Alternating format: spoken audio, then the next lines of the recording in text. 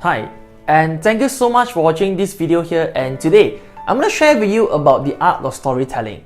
So my story started right after I graduated as a chemical engineer, and I decided to venture into something I've totally no experience in, the industry of coaching, speaking and training. And I chose to follow my passion. So at that point of time, I doubted, should I just carry on working as an engineer, or should I venture into something which I'm totally passionate about? So I decided to venture into this path of training, coaching and speaking. So until one point of time, my dad found out that I was lying to him. So I still remember it was one point of time, it was 1 o'clock midnight, and I came back home and my dad asked me, "Son, what happened to your job?" And I confessed to him and I said, "You know what, Dad, I resigned and I decided to follow my path to become a speaker, trainer and a coach. I wanted to inspire people." So what happened to me was I never expected it, and my dad stood up and he was very pissed off, he was very angry at me, and he chased out from my house. I was confused and I was lost. I doubted, should I follow what my dad said or should I just persist and to chase my dream? So because of that, after 1 year where I persisted, I attended as many seminars as I can to fix myself. I took up NLP, I seek help from my coaches and mentors, and as a result of that, I let results speak. And it was one point of time, a year after that incident, my dad finally called me on my phone and he apologized. So he said this, he said, "Son, as a father, I wanted to say sorry. Whatever you do, I will always be proud of you."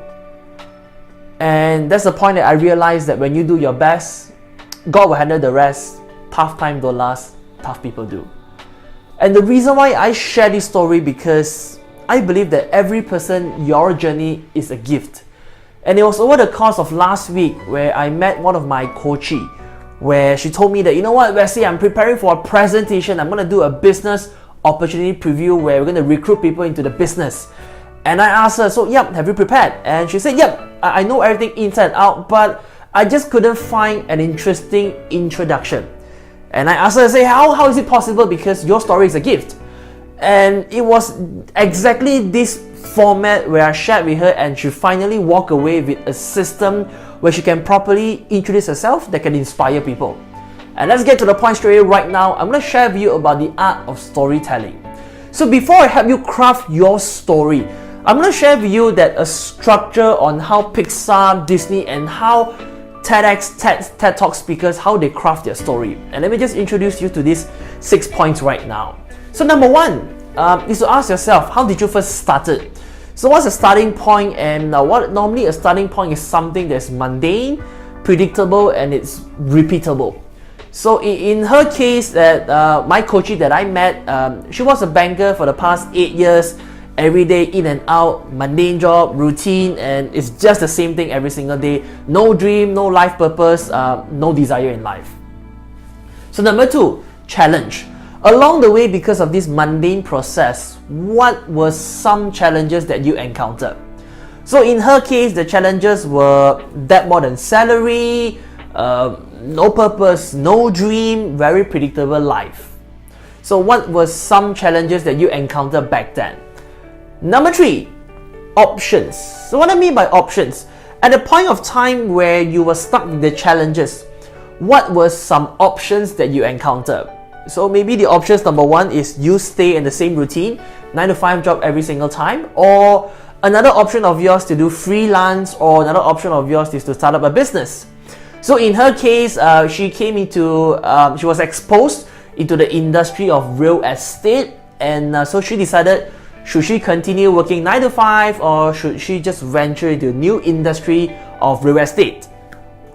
Climax means what? A point of no return, where a point of frustration and the point of enough is enough. Where, what is that one point of time that is the absolute exact turning point, where enough is enough? So to her, it was one point of time when she was driving and she pondered about her life and she said that enough is enough. From today onwards, I'm going to change my life. Number four, what solution did you take? As a result of your options, What path did you take? What is that one solution that you choose to take path in? And number 5, right? Number 5 is the outcome. So outcome means what? Because you chose this path, where in this case that she decided to venture into the industry of real estate as a real estate negotiator. As a solution, she took as a solution. So what were some results did you observe over the past few months or few years? So in this case, in the course of few years, she managed to build an empire where now she has a team of around 40 people under her. Successfully converted more than 15 million sales in this year alone. So, and what's the moral of the story? So what is the reason of you sharing this story? Is it because you believe that you must have passion, you should follow your dream, or is it because that you should take your life more seriously? So allow me to just share this with you. 1, 2, 3, 4, 5, 6. And if you will notice this, why I put number 1 is because I will help you to summarize your long story into 6 sentences like this. So point number 1 is your starting point. Point number 2 is your challenge. Point number 3, your option and your climax. Point number 4 is the solution that you take. Point number 5, as a result of the solution that you take, what outcome or what is your result that you're observing now? And number 6, what do you realize and what's the moral of your story? So in this case, let me illustrate the example that I shared with her. So it was her example that I want to exhibit to you in how I helped her to craft her story, and now she's using this in part of her introduction as a real estate leader. So let me just bring to you right now. So last time, I was a banker. I've been a banker for the past 8 years, a very mundane routine job, 9 to 5, day in, clock in, clock out, clock in, clock out. And every single day I was doing the same thing, and I began to ask myself, what is my true purpose of life? What am I doing and what am I fighting for? And there was one point of time that I got really totally frustrated, and I was driving and I decided that enough is enough.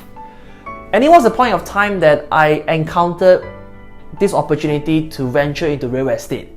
So my dilemma was, should I carry on working 9 to 5, or should I venture into something which totally have no experience in, just to take a leap of faith to go into the industry of real estate?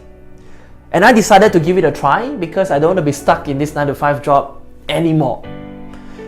And because of that, I decided to give it a try, and I called up the person to introduce me, and I decided to venture into this.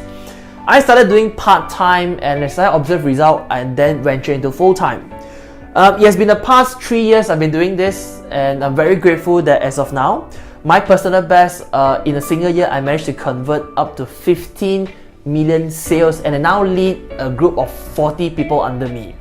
And every single year I get to travel for free under the expense of the company, totally paid off.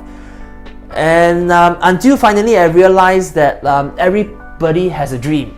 So you gotta fight for it, and you gotta build a dream, because you gotta pay more effort, you gotta work hard for your dream. And this opportunity allowed me to work hard for myself.